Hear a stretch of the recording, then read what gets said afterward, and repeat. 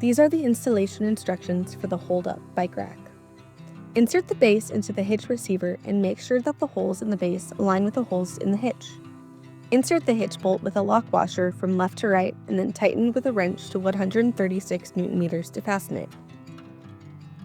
To secure the hitch bolt, install the pin, attach the hitch lock, use the corresponding key to lock it.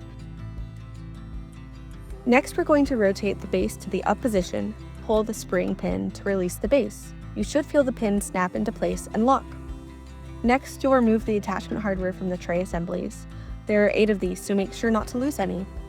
Now, starting with the lower tray assembly, which you can distinguish by the large Yakima sticker, you will place it into position with the sticker right side up, so people can read who you're repping. Reinstall the hardware from the previous step, the hardware you didn't lose, and tighten fully to 23 Nm. Repeat this for the upper tray assembly. Now it's time to load up, so go ahead and pull the spring pin and fold the carrier down. You should hear a click when it's horizontal. Note that the carrier can fold down past horizontal to make loading bikes easier, but be sure to return it to the locked horizontal position after loading. Next, fold the hook arms down and away from the tray. Tuck the wheel straps into the wheel cups. Make sure to load your heaviest bike first, closest to the vehicle. Fold the hook arms up until the hook rests on the bike tire. This should be no more than 1 inch from the brakes or fork. To secure the hook, compress it against the wheel by applying firm pressure. Next, to secure the wheel strap, route it through the wheel spokes, rotating the wheel slightly if needed to avoid the valve stem. Insert the strap through the buckle and pull firmly to tighten. Now it's time to load another bike.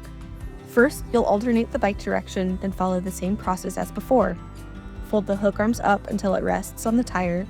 Compress it against the wheel by applying firm pressure. Then route the strap through the spokes and insert through the buckle and pull firmly to tighten. If you're having bike-to-bike interference when loading 2 bikes, adjust the trays as necessary to fix this. First, you'll loosen the 4 tray bolts, but don't remove them. Slide the tray left or right, retighten the bolts, and remember that both trays can be adjusted. As a security option, if you've purchased a lock cable, wrap the cable through the anchor point between the trays, then route it through the bike frame or fork and lock it up. Time to ride out!